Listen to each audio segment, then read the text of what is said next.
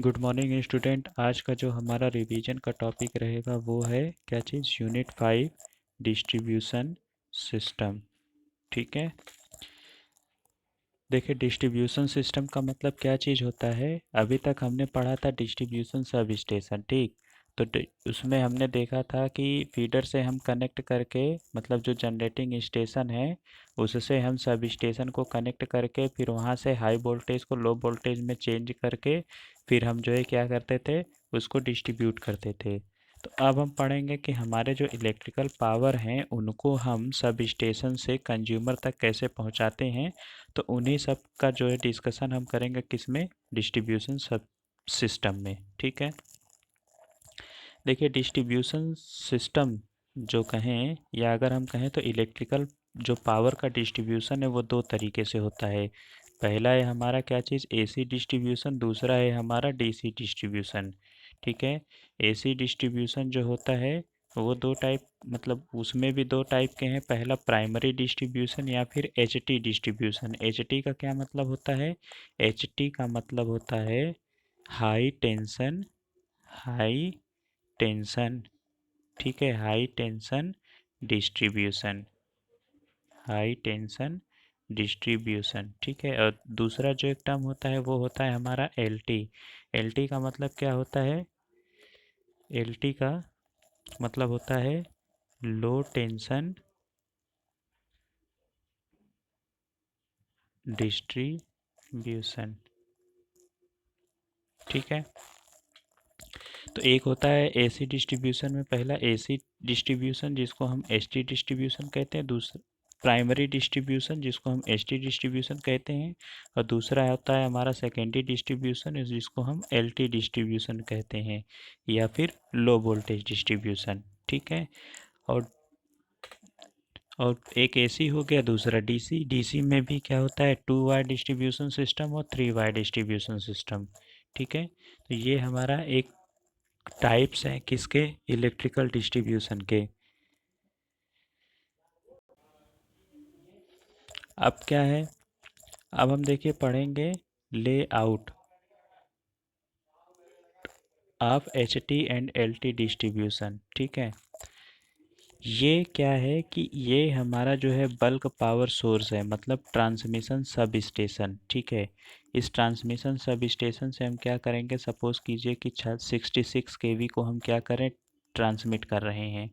तो यहाँ 66 के बाद यहाँ पर हमारा क्या लगा है, डिस्ट्रीब्यूशन ट्रांसफार्मर किस, और ये क्या कहलाएगा, प्राइमरी डिस्ट्रीब्यूशन सिस्टम। ठीक है, इस जो है कि 66 केवी के जो डिस्ट्रीब्यूशन ट्रांसफार्मर है उससे हमने कनेक्ट किया है प्राइमरी फीडर। ठीक है, प्राइमरी फीडर से फिर हमने क्या किया, फिर एक डिस्ट्रीब्यूशन सब स्टेशन लगाया जिसको हमने क्या किया है, यहाँ से स्टेप डाउन किया है।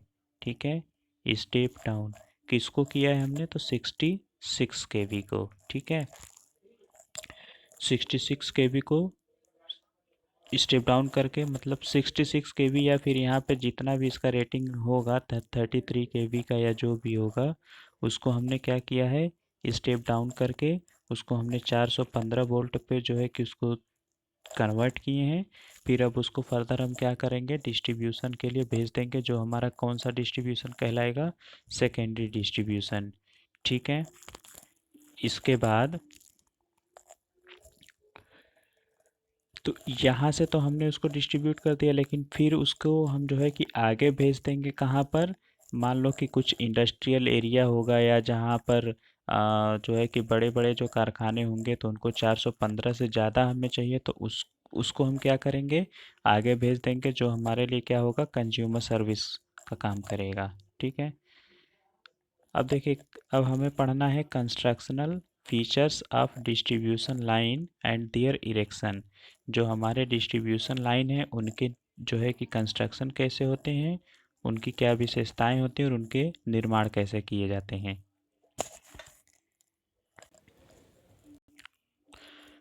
तो देखिए, जब भी हम किसी नए डिस्ट्रीब्यूशन लाइन का जब हम निर्माण करते हैं तो उससे पहले हमें क्या करना होता है, जो भारतीय विद्युत नियम है जो 1956 में बनाया गया था, उस पर जो है कि समय समय पर जो है कि सुधार उस पर मॉडिफिकेशन किया जाता है, उसमें चेंजिंग की जाती है, उसकी जानकारी जो है कि हमें होनी चाहिए। ठीक है। नियम संख्या 29 के अनुसार लाइनों सभी विद्युत लाइनों एवं उपकरण का आकार एवं यांत्रिक शक्ति कार्य करने के लिए पर्याप्त होनी चाहिए। इन उपकरणों का निर्माण, स्थापना एवं सुरक्षा के इस तरह से व्यवस्थित किया जाता है कि यह विद्युत आपूर्ति या दुर्घटना के समय भी ब्रेकडाउन होने से रोकें। जो डिस्ट्रीब्यूशन लाइन के निर्माण में जो है कि बहुत सारी जो प्रोसेस होती हैं उनकी रिक्वायरमेंट पड़ती है। वो कौन कौन से प्रोसेस है? पहला है हमारा सर्वे ऑफ लाइन, दूसरा है चॉइस ऑफ रूट, थर्ड है हमारा survey of low and medium voltage, फिर है लाइन्स इन रूरल एरिया, ग्रामीण क्षेत्रों में जो लाइन है, फिर क्या है लाइन इन अर्बन एरिया मतलब शहरी क्षेत्र में जो लाइन है, फिर एग्रीकल्चरल फील्ड एरिया कृषि क्षेत्र में जो लाइन है, survey of HT line and 11 KV and 33 KV का सर्वेक्षण, फिर राइट ऑफ वे अधिकृत रास्ता, ट्री क्लियरेंस मतलब वृक्ष निकासी, रेलवे एंड रोड क्रॉसिंग। ठीक है। फिर क्या है crossing of telecommunication line या बाई पावर लाइन। ठीक।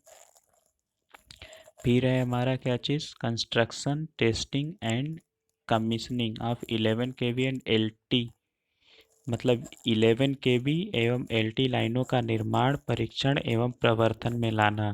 फिर है अलाइनमेंट ऑफ द लाइनों का सर्वेक्षण। ठीक है। अब बारी बारी से इनको देखते हैं।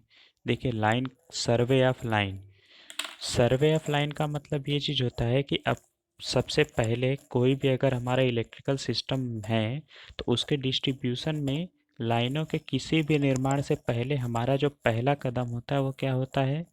जो हमारे प्रपोजल लाइन है, ठीक है, जो लाइन रूट है, उसका जो है कि हमें सबसे पहले क्या करना होता है? सर्वे करना होता है, सर्वेक्षण करना होता है।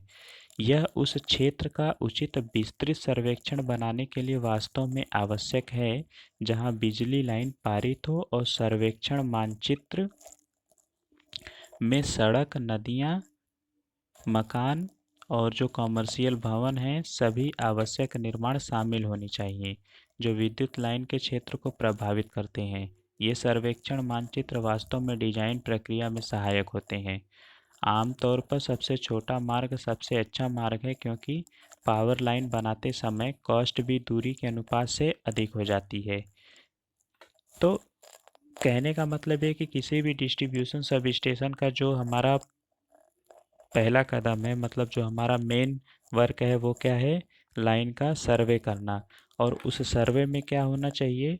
उस रूट पर जितने भी जो है कि सड़क हैं या फिर नदी है, मकान है या फिर और भी जो कमर्शियल भवन है या जितने भी उसमें ज़रूरी निर्माण हैं वो उसमें शामिल होने चाहिए। ठीक है। सबसे अच्छा जो हम मानते हैं वो क्या है? सबसे छोटा मार्ग जो है कि सबसे अच्छा मार्ग है क्योंकि पावर लाइन बनाते समय कॉस्ट भी दूरी के अनुपात से अधिक हो जाती है। ठीक है। अब क्या है कि जो डिस्ट्रीब्यूशन लाइन है उसके निर्माण के दौरान उन स्थानों पर भी विचार मतलब उन स्थानों के बारे में भी सोचना चाहिए जहां भविष्य में क्या होगा? मांग अधिक हो जाती है। ठीक है।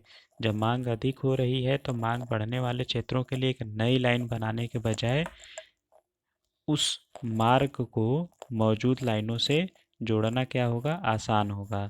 ठीक। इसके बाद है किसी भी डिस्ट्रीब्यूशन लाइन के मुख्य निर्माण भागों में से एक विद्युत टावर है। ठीक। जब लाइनों में टावरों का सीधा रास्ता जाता है तो इसे निलंबन टावर के रूप में तथा जल टावरों को जिगजैग का आकार दिया जाता है, उसे कोण एंगल के रूप में जानते हैं।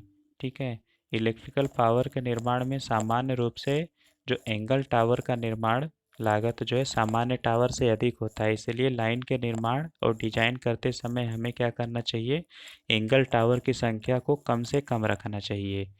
ठीक। एक विस्तृत सर्वेक्षण करते समय यह पता लगाने के लिए प्रारंभिक वॉल ओवर सर्व वॉक ओवर सर्वेक्षण करना बेहतर है कि यह लाइन मार्ग दिखता कैसा है। ठीक है। प्रारंभिक सर्वेक्षण के दौरान उस मार्ग का पता लगाएं जहां न्यूनतम वृक्ष वृद्धि हो, और यदि वैकल्पिक मार्ग के लिए उपयोग कर सकते हैं तो बेहतर होगा कि इन मार्गों पर भी जांच हो ताकि इष्टतम आर्थिक मार्ग का पता लगाया जा सके। निर्माण के बाद नियमित रखरखाव और टूटने की देखभाल करने की आवश्यकता होती है। इस समय के साथ उन लाइनों और टावरों तक बेहतर पहुंच होना वास्तव में अच्छा है, इसलिए वहां पहुंच मार्ग बिजली लाइनों के करीब होते हैं तो कम से कम रखरखाव किया जा सकता है। अब नेक्स्ट है हमारा चॉइस ऑफ रूट। ये क्या होता है? जो हमारे प्रस्तावित मार्ग हैं उसमें कम से कम व्यवहारिक दूरी का होना आवश्यक है, ठीक है। और इसके साथ हम इस बात का भी ध्यान रखते हैं कि जहाँ से भी लाइन को ले जाया जाए वह सड़क के नज़दीक हो, जिससे कि आपातकाल के समय आसानी से मरम्मत किया जा सके। जितना संभव हो उनमें जो है निम्न स्थानों के चयन से बचना चाहिए। सबसे पहले खराब एवं मुश्किल ग्रामीण इलाकों से शहरी जहां मार्ग का अधिकार एक समस्या क्षेत्र है, परिवहन वाहनों को स्थानांतरित करने के लिए प्रतिबंधित पहुंच, और नेक्स्ट है हमारा लाइन मार्ग में अचानक परिवर्तन। फिर क्या है? नदियों एवं रेलवे के कठिन क्रॉसिंग। ठीक, इनसे हमें क्या करना चाहिए? बचना चाहिए। नेक्स्ट है हमारा survey of low and medium voltage line, मतलब निम्न और मध्यम वोल्टेज लाइनों का सर्वेक्षण। ठीक है, तो इसमें क्या है कि निम्न और मध्यम वोल्टेज लाइनों को कस्बों, शहरों एवं गांवों में उपभोक्ताओं के सेवा के लिए सीधे जो है टैप कर दिया जाता है। इस प्रकार वे नगरों एवं शहरों की सीमाओं से ही बंधे होते हैं और ग्रामीण क्षेत्रों से 2 से 3 किलोमीटर की कम दूरी पर होती है। सर्वेक्षण कार्य के जो है कि कुछ पॉइंट है। कौन कौन से पॉइंट है? पहला जो है कि कृषि उपभोक्ताओं की स्थिति का पता लगाने और वितरण लाइनों के मार्ग को चिन्हित करते हैं। और दूसरा क्या है? शहरों और कस्बों के मामले में वितरण लाइनों की स्थिति सड़कों के साथ जो है चिन्हित किया जाता है। तो ये है, ये यहाँ तक हमने देखा 3 तक, उसके आगे जो है कि हम कल देखेंगे। Thank you.